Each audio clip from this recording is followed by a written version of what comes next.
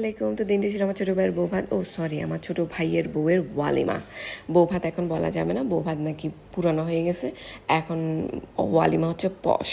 So এখন ওদের সাথে তাল মিলিয়ে চলতে গেলে একটু পশ হতে হবে। সো আমরা চলে আসি, একটা জিনিস খেয়াল করছেন, আম্মা ওকে গাড়িতে তুলছে, গাড়ি থেকে বের করছে, আমিও কিন্তু ভারী শাড়ি পরছিলাম, কিন্তু আমার আর এখন ঘরে কোনো পাত্তা নেই, এখন শুধু বউ বউ বউ।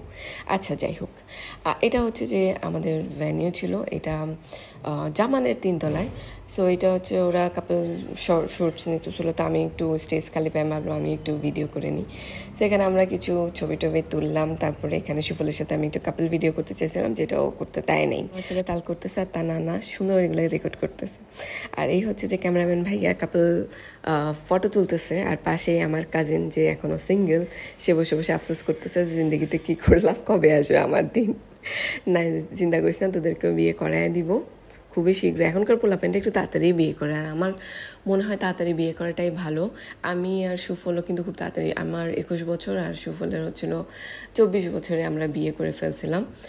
আর আগে না মানুষ 30 বছর 32 বছর 35 বছর ওয়েট করতো, বাট আমার মনে হয় যে একটু তাড়াতাড়ি বিয়ে করে ফেলাটাই ভালো। সো ইনি ছিল আমার শ্বশুর, উনি হচ্ছে আমার আব্বু, আর এখানে আমরা সবাই আরও কিছু পিকচার্স ক্লিক করলাম। আমরা এখানে পিকচার ক্লিক করতেছি, আর আমার শ্বশুর আব্বু আর আমার আব্বু বসে বসে ভাবতেছে যে আরে এগুলো কেমনে পারে। তারপরে আমি এখানে একটু ছ্যাঁচড়ামি করছি, বাট কিছু করার নেই, আমাদের যেহেতু বৌভাত ছিল আমরা চাইনি কারো গিফট টিফট আনুক। সো বাট এখানে এটা ছিল সজীবের ফ্রেন্ড, আর আমারও অনেক ক্লোজ একটা ভাই, ছোটো ভাইয়ের মতোই। সো এই জন্য আমরা একটু, আমি এক্সাইটেড হয়ে, ও বলতে আপু খুলো দেখো গিফট কি, তাই আমি বললাম ঠিক আছে খুলে দেখি গিফট কি। তারপরে এখানে আমার ফ্রেন্ড আসছে, ফ্রেন্ডের বোন আসছে, ইনি আমার বোনের মতোই, আমার বড় বোন নাই, সো ওনাকে আমি ছোটোবেলা থেকে বড় বোনই বলি। সাথে হওয়ার পর সবাই এত বিজি হয়ে গেছে যার যার জায়গায়, যে আগে যাদের সাথে প্রত্যেক দিন দেখা না হলে কথা না হলে ভাত হজম হতো না, তাদের সাথে এখন তেমন একটা কথাবার্তাই হয় না। বাট হ্যাঁ, এরকম অকেশনগুলো আমরা মিস করি না, অবশ্যই যাই যেন একজন আরেকজনের সাথে চুটাইয়া গল্প করতে পারি। আসলে রিলেটিভস বন্ধুবান্ধব এই জন্যই হয়, সুখে দুঃখে পাওয়া যায়, ফ্রি টাইমে না পাইলেও চলে। তারপর আমরা একটু খাওয়া দাওয়ার জন্য ওয়েট করতেছিলাম। খাওয়া দাওয়া ছাড়া জীবনে আর কী আছে।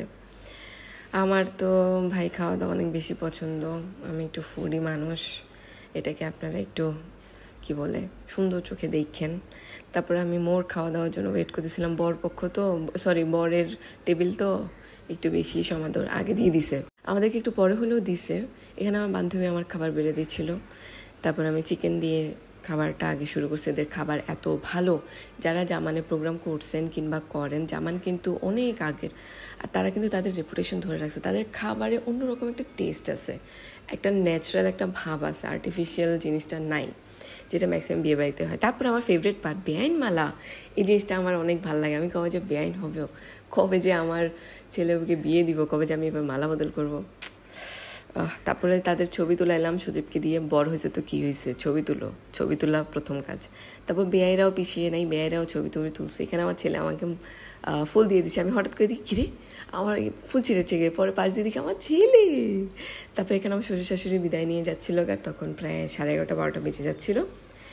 স্বাভাবিক সবারই বাচ্চা কাচ্চা আছে, তো এখানে শ্বশুর শাশুড়ি একটু, তাও আলহামদুলিল্লাহ মাশাআল্লাহ ওনারা অনেক সময় পর্যন্ত ছিল, বিয়েতেও একদম পুরা টাইম ছিল, বৌভাতও একদম পুরো টাইম ছিল। এখানে আমার ছেলে আরেকটু বেশি বান্দরামি করতেছিল, এখানে আমরা আরেকটু ছবি তুলতেছিলাম, বললাম যে আরেকটু দাঁড়াও আরেকটু ছবি তুলি, যেহেতু এইসব অকেশন বারবার আসে না, আর আমাদের বাসায় আর কোনো বিয়ের সাথে নাইও। আর এখানে ব্যান্ডরাও মিলে ছবি তুলতেছিল, আম্মু বলতেছিল চলো না আগে ব্যান্ডরা একটা ছবি তুলে নিই, কারণ এইসব অকেশনেই যে সবার সাথে দেখা হয়, এছাড়া কিন্তু সবার সাথে দেখাশোনা তেমন একটা হয় না। আর সজীবকে 2টা মোবাইল দিয়ে দিছে, ছবি তুলে একটা ভিডিও করে একটা কাজে লাগ, এমনি তো বহুত খাইছোস, বিয়েটা পুরোই এনজয় করছিস, কোনো কাজটা বা সারা সব আমরা করছি, এখন তুই একটু কাজ কর, ঠিক আছে না?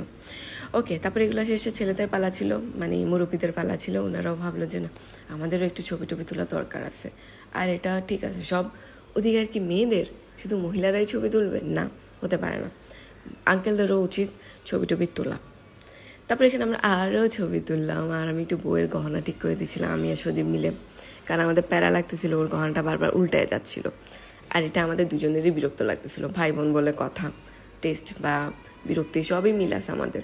আরও ছবি তুলছি, আমি এতগুলো দেখাতে পারবো না, এখন হচ্ছে বিদায়ের পালা, আমাদের বউ আমাদেরকে ছেড়ে চলে যাচ্ছে গা। সো আমার একটু মন খারাপ ছিল, আমার মনে হচ্ছে আমি কান্না করি, কিন্তু আমি কান্না করি নাই, কারণ বড় বোন, কান্না করলে বৃষ্টি লাগবে। সো আন্টি থেকে বউ থেকে সবার থেকে বিদায় টিদায় নিয়ে তারপরে বউ চলে গেছে, 7 দিনের জন্য গেছে। কিন্তু মজার কথা হচ্ছে আজকে আবার আমি বউ নিয়ে আসবো, যে মানে ভিডিওটা আমরা 7 দিন পরেই আপলোড দিচ্ছি। তারপরে এখানে সুফলকে পায়ে ধরে সালাম করার জন্য বউ লাফাইতেছিল, সুফল সালাম করতে দেয় নাই। তারপরে সুফল আর আম্মু মিলে হিজাব ক্লোজ করতেছিল। আমরা বাসায় চলে আসছি, আর কিছু বলতে পারবো না কারণ আমরা টায়ার্ড ছিলাম, আমরা ঘুমায় গেছি। Tata, bye bye.